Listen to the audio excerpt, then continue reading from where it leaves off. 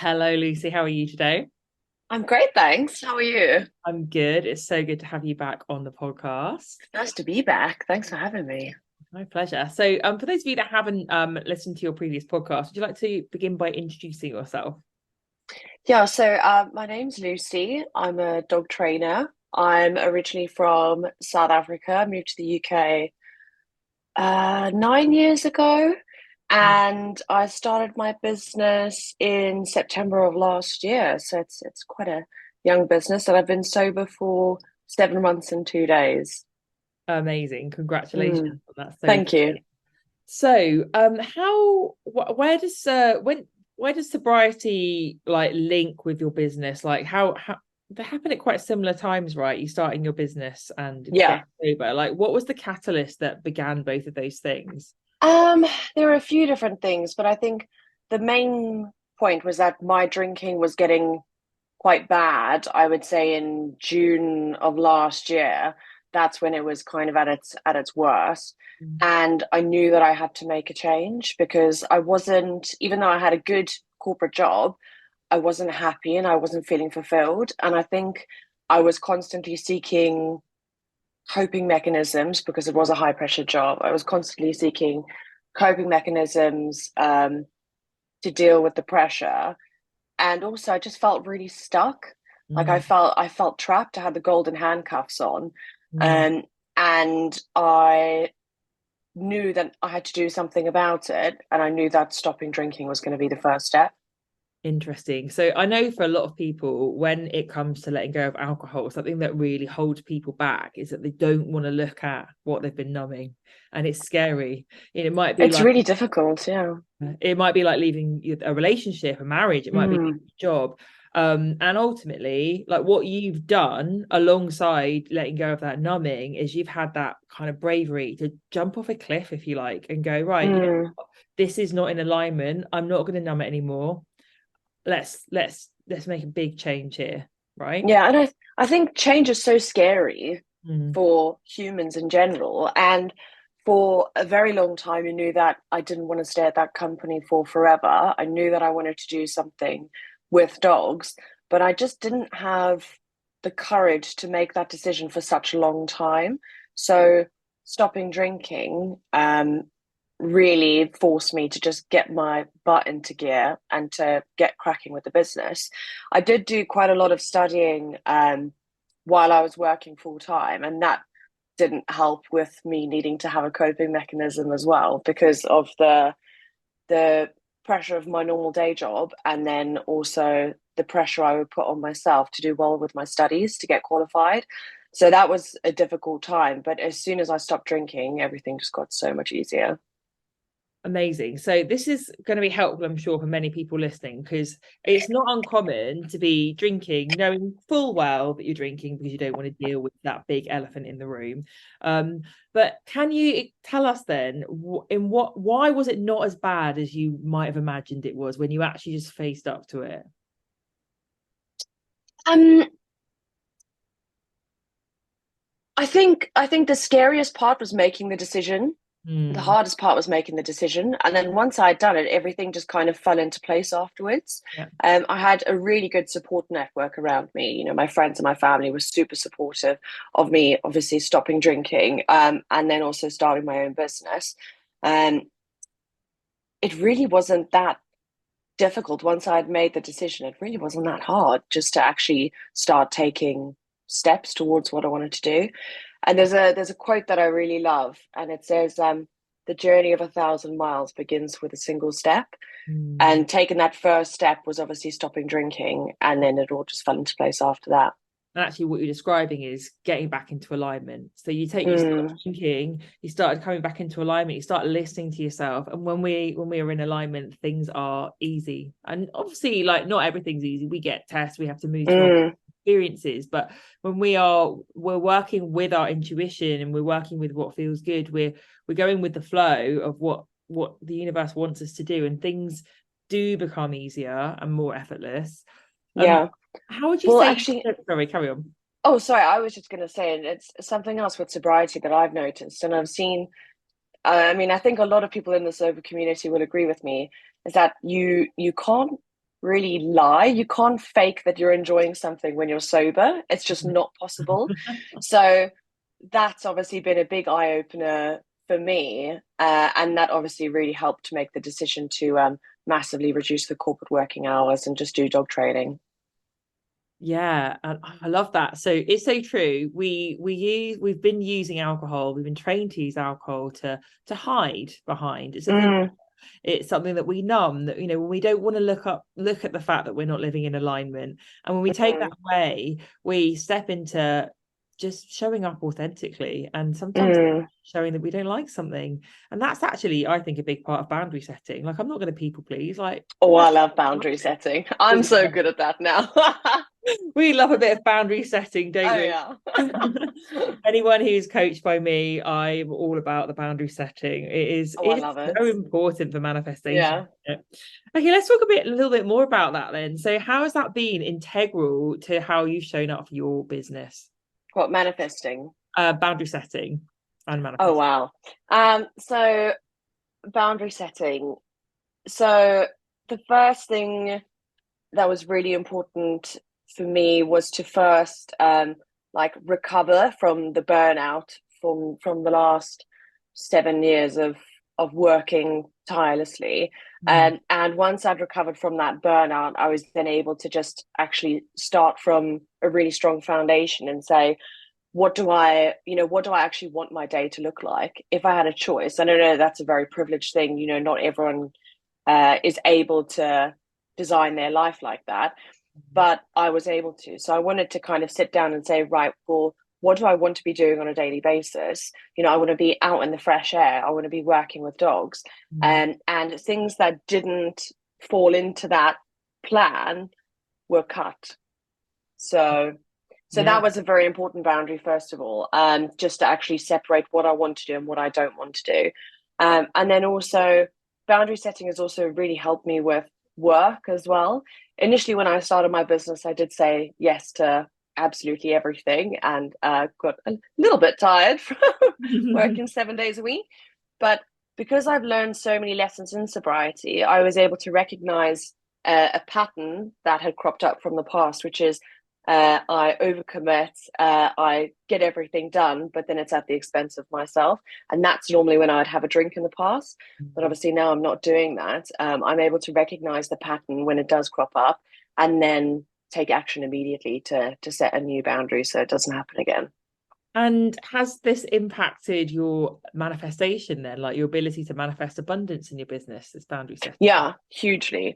Yeah. And I think as well, just focusing on my daily habits, and that's a boundary that I've set with myself, is making sure that I always do three things every single day. These are my non-negotiables, and setting that boundary with myself was actually really useful. So one of the things I do every single day is write down three things I'm grateful for every single day without fail. Actually, since I started working with you, Yeah. that's when I started doing my gratitudes list and just write, just take, I mean, it takes less than 5 minutes every day for me to do that. It's such a little thing, but it really sets me up for the day and it makes sure that I'm manifesting at the same time. Yeah. And I remember when, I think it was in December or January, when you and I had a session and we were discussing like my goals for the year. Hmm. I think I've already achieved 75% of them, Amazing. just Yeah. because I'm consistent with my gratitudes and manifesting. And I wouldn't have been able to do that had I not had boundaries in place.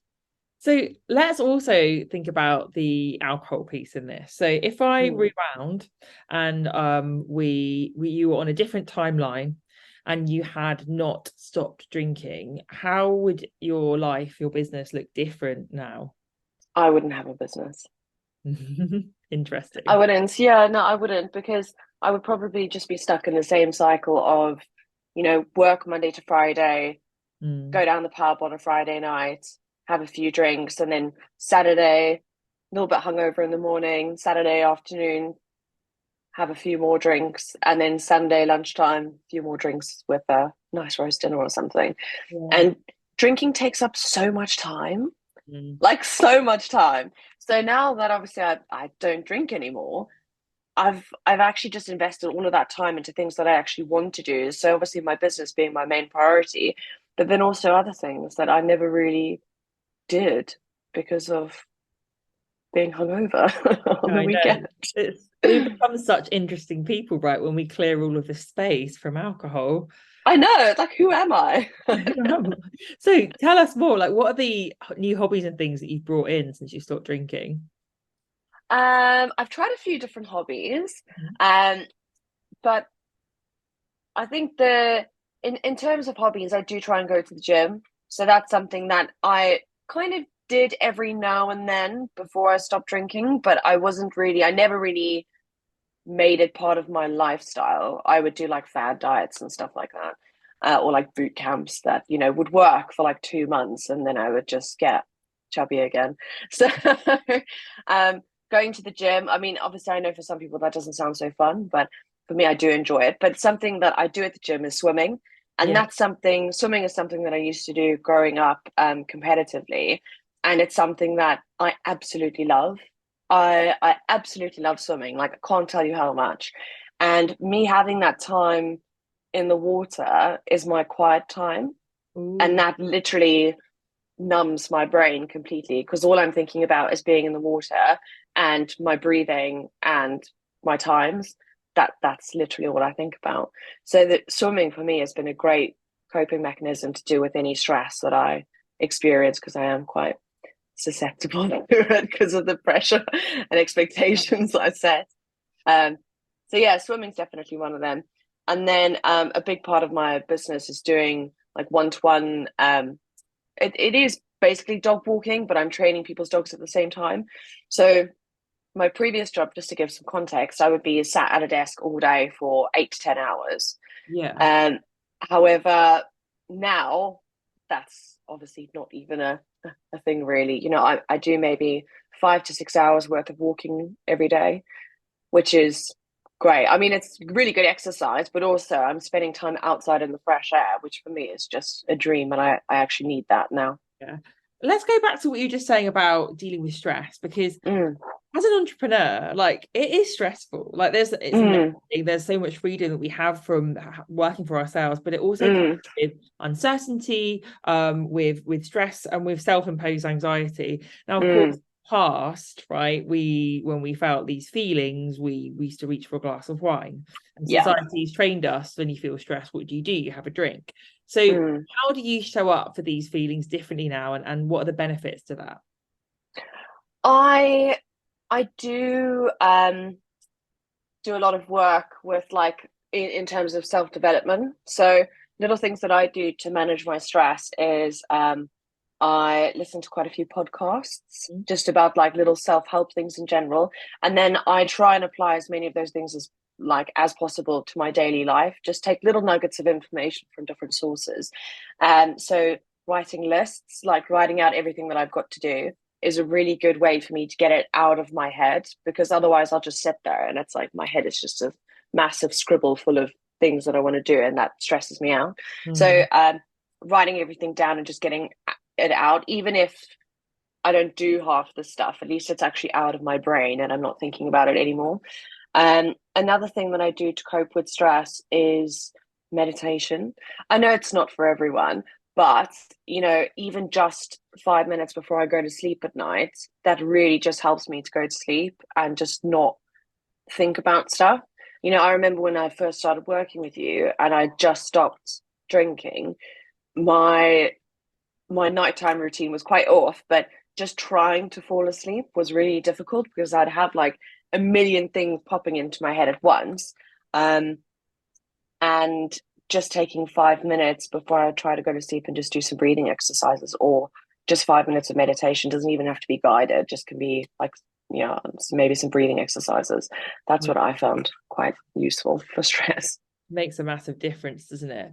And I mean, I know we've had many sessions where we've talked about like as and you're no different to anyone else. So I'm not sort of Mm, saying this is unique, but we've talked about things that have been stressing you out, and then of course you have those light bulb moments where it's like, oh, okay, no, now I know what I need to do. And when we were drinking, we didn't do that, did we? You described no. being so stuck, right, when you were in your corporate job. I was Mm.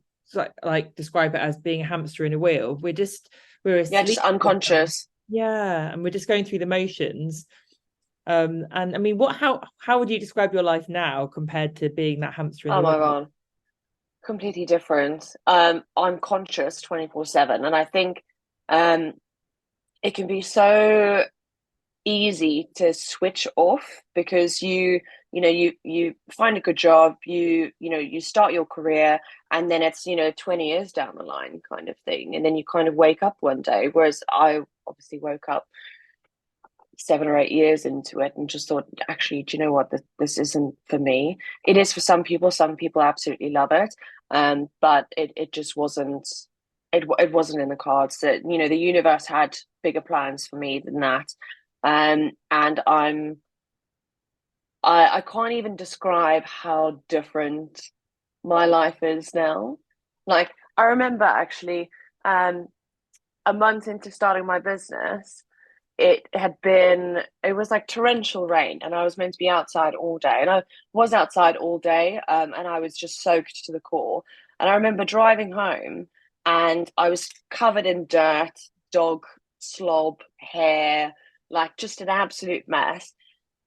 And I've never been so happy. I Oh, was so happy, and I was tired, and I was cold, and I was wet, but I was just so happy that, and I could smell like the residue of dog treats all over my hands. And I know this sounds grim, but it made me so happy because that was just a reminder of all of the hard work that I've put in and the changes that I've made. I'm, I'm really on the path that I was always meant to be on. and I think a lot of those feelings of happiness and euphoria also come from that pride that you feel when you just think, Mm, wow, I did a really brave, scary thing. mm, And it is hard initially to make that decision to jump off that mm. cliff. And then when you do, and when it starts to work out, that feeling is so satisfying, isn't it? Yeah, it's insane. I mean, I must say that having a good support network was just, that was really helpful for me. Obviously, having sessions with you just to like talk through things and having a non-biased opinion from someone. Um, but then also my family. My family have been so amazing. Like my sister helped me through so much of it, and just having people to bounce ideas off of who will give you their opinion but will always bear an open mind. It's so valuable. So having a good support network has massively helped me, and I don't think I wouldn't be as far along as to what I am now had I not had that. That's amazing. And were there any points in this journey where you doubted, you had like wobbles and you thought, what have I done? Yeah, I think there has been, yes, yeah. I think I've certainly learned the value of money. That's Mm. been a big life lesson that's come out of this because uh, initially when I started my business, obviously I wasn't earning, a tenth of what I was earning previously, and that was a big shock to the system. I knew that was going to be the case. I was prepared for it, but then having to do, the hours and hours and hours of walking or driving to get to and from clients, that really made me learn the value of money very quickly. Um, so yeah, that's been a big eye opener. And I think in the first month I was thinking, oh my God, what have I done?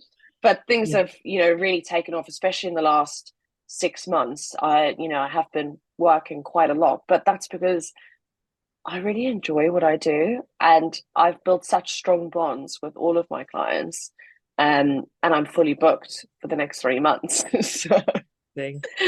yeah. It would be, wouldn't it? Every time someone comes with an Amazon delivery, right, for my flat, they always press the buzzer when I'm doing a podcast. It's just so annoying. It's funny you should say that because I know that I've got an Amazon delivery coming probably in like the next 20 minutes, and I've got two Um, sleeping pugs. I'm just gonna let them like press the door. Yeah.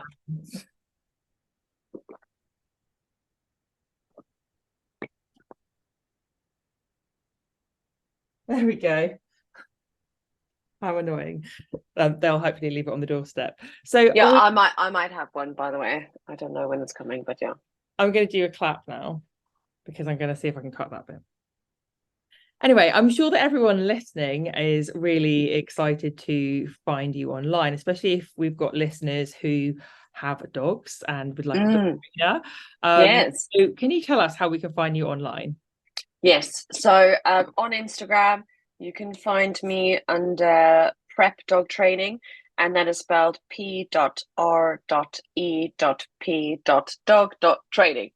Yeah, And then on TikTok, it's the same. So yeah, Instagram and TikTok and Threads now as well.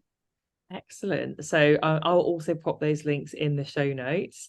Mm, So anyone wanting to work with Lucy or just be generally inspired by her sober entrepreneurial journey, then you can mm. follow her. Yeah, thanks so much for coming on the podcast today to share your story Oh, with us. thanks for having me. And thank you so much for all of your support Oh, over my the last, pleasure. I don't even know how long I've been with you. Long What? time. I think it's like over a year, I think it must be over a year. or maybe it's about a year. I think it might be, could be at a year or just over. Yeah, yeah, thereabouts. Awesome. Well, I will speak to you very soon. And thanks for coming on the show. All right, thanks, Anneka. Bye.